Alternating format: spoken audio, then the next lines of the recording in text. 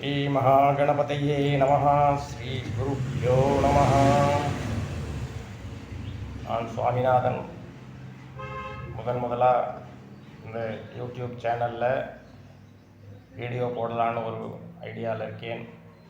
எல்லாம் வல்ல இறைவனின் பெயரால் இது தங்குதடையின்றி எல்லா ஆஸ்திக அன்பர்களும் ஏதோ எனக்கு தெரிஞ்ச சில விஷயங்களை உங்களுக்கும் பகிர்ந்துக்கலாங்கிற ஒரு எண்ணத்தில் தான் இதை ஷேர் பண்ணுறேன்.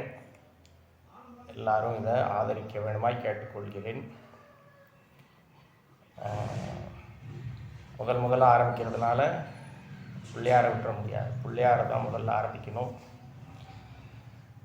பிள்ளையாரை பொறுத்த வரைக்கும் எல்லாருக்கும் அவரும் ஒரு தமிழ் கடவுள் தான். முருகன் மட்டும் இல்லை, பிள்ளையாரும் ஒரு தமிழ் கடவுள் தான். ஏன்னா தெருவுக்கு எங்கே திரும்பினாலும் ஒரு பிள்ளையார் கோயில் இல்லாமல் இருக்காது தமிழ்நாட்டில். அதனால் முருகனுக்கு மேலே பிள்ளையாரையும் சேர்த்துக்கணும் அப்படிங்கிறது என்னுடைய தாழ்மையான அபிப்பிராயம். பிள்ளையாரை பொறுத்த வரைக்கும் முதல்ல அவருடைய ஷோடச நாமாக்கள்னு எடுத்துக்கிட்டோம்னாலே அதில் ஃபஸ்ட்டு நாமாவே என்னன்னு பார்த்தா சுமுகர். அப்படின்னா என்ன? ஒரு திவ்யமான முகத்தை உடையவர். சுமுகம், எப்பவும் சிரிச்சுக்கிட்டே இருக்கணும். நம்மளும் சிரிச்சுட்டே இருந்தால் நமக்கு ரொம்பவே அனுகிரகம் பண்ணுவார். உள்ளத்தில் இருக்கிற ஆனந்தம்தான் முகத்தில் வெளிப்படுது. அந்த ஆனந்தத்தை தான் அவர் முதல் நாமாவே வச்சுருக்கார்.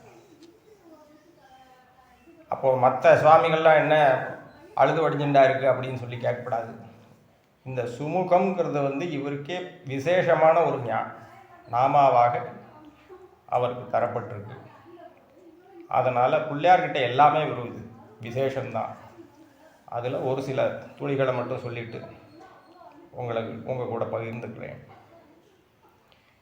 ரெண்டாவது, அவர் ரொம்ப சிம்பிளான ஒரு சுவாமி. பெருசாக கோவில் கட்டணும், பிரகாரம் கட்டணும், துவஜஸ்தம்பம் வைக்கணும், அது இது இந்த ஆகம பிரகாரம் விதி பிரகாரம் கட்டணும் அப்படின்லாம் கிடையாது. சும்மா ஆத்தங்கரை, குளத்தங்கரை, அரச மரம் இந்த மாதிரி இங்கெல்லாம் கூட அவர் பாட்டுக்கு உட்காந்து சிரிச்சுட்டே எல்லாருக்கும் அனுகிரகம் பண்ணிட்டு இருப்பார். அவருக்கு பூஜை பண்ணணும்னாக்கா பெருசாக அந்த புஷ்பம் வேணும், இந்த புஷ்பம் வேணுங்கிறதெல்லாம் இல்லை.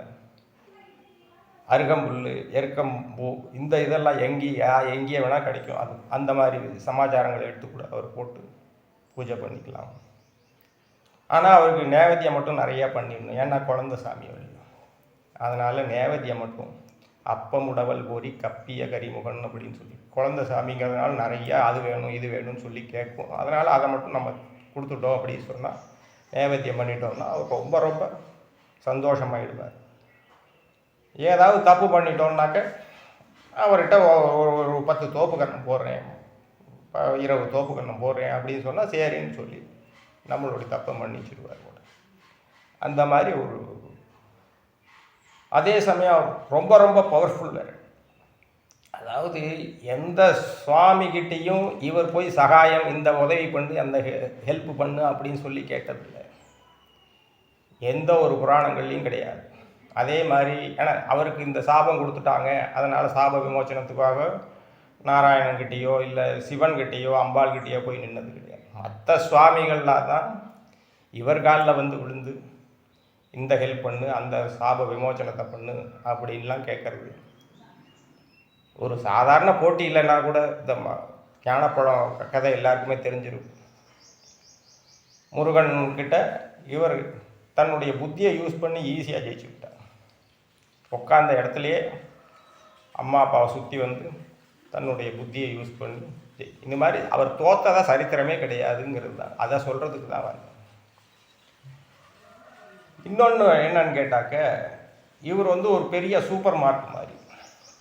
சூப்பர் மார்க்கெட்னு சொன்னாக்க, இப்போ கல்வி, மனுஷனுக்கு என்னென்ன தேவை, கல்வி, புத்தி, பலம், தைரியம் எல்லாமே தேவை, வாக்குப்படுத்தும் எல்லாமே தேவை. அப்படி எல்லாத்தையுமே கொடுக்குற ஒரே சாமி யாருன்னா பிள்ளையார். ஆனால் இவரே எல்லாத்தையும் கொடுக்க மாட்டார். அந்தந்த போர்ட்ஃபோலியோ யாருக்கு உண்டோ அவங்களுக்கு அதை டிஸ்ட்ரிபியூட் பண்ணி கொடுப்பார். இவருக்கு ஒருத்தர் காலில் விழுந்தாலே போதும், அந்தந்த தெய்வங்கள் நமக்கு அனுகிரகம் பண்ண ஆரம்பிச்சோம். இன்னொரு விஷயம் என்னன்னு கேட்டாக்க, நமக்கு ஒரு தெய்வம் அனுக்கிரகம் பண்ணணும்னு நினச்சா கூட அதுக்கும் பிள்ளையாரோட சகாயம் வேணும். ஏன்னா இவர் ரெட் ஃப்ளாக் நீட்டிட்டார்னா அந்த அந்த தெய்வங்களாலேயே நமக்கு அனுக்கிரகம் பண்ண முடியாமல் போய்டும். அப்படிங்கிற ஒரு வரத்தையும் வாங்கி வச்சிருக்கார். அதனால் எப்படி பார்த்தாலும் ஈவன் சைவர்கள், வைஷ்ணவர்கள், சாக்தர்கள் யாராக இருந்தாலும் சரி, முழு முதற் கடவுள் அப்படின்னா பிள்ளையார முதல்ல நமஸ்காரம் பண்ணாமல் அந்த பக்கம் அது சுபகாரியமாக இருக்கட்டும், அசுபகாரியமாக இருக்கட்டும், எந்த ஒரு காரியமாக இருக்கட்டும், பிள்ளையார முதல்ல நமஸ்காரம் பண்ணிட்டு தான் அடுத்ததுக்கு ப்ரொசீட் பண்ண முடியும். ஸோ இன்னும் அவருடைய விசேஷங்கள், பெருமைகளை பற்றி சொல்லிகிட்டே போகலாம். இன்னும் வரக்கூடிய யூடியூப் சேனல் வீடியோக்களில் நாம் அவரை பற்றி பேசுவோம். இன்னும் அதை தவிரவும் இன்னும் சனாதன தர்மத்திலே உள்ள பல விஷயங்களை பற்றி பேசலாம்.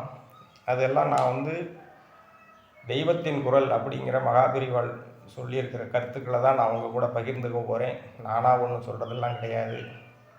நான் அந்த புஸ்தகங்கள், வால்யூம்ஸ் எல்லாம் கொஞ்சம் படிச்சிருக்கேன். அப்படிங்கிறதுனால அதை உங்களோட ஷேர் பண்ணிக்கிறதுக்கு தான் நான் ஆசைப்படுறேன், வேறு ஒன்றும் இல்லை. ஸோ ஆஸ்திக அன்பர்கள் எப்போதும் போல் தங்களுடைய மேலாதரவை அடியேனுக்கு தந்தருளுமாறு கேட்டுக்கொள்கிறேன். நன்றி.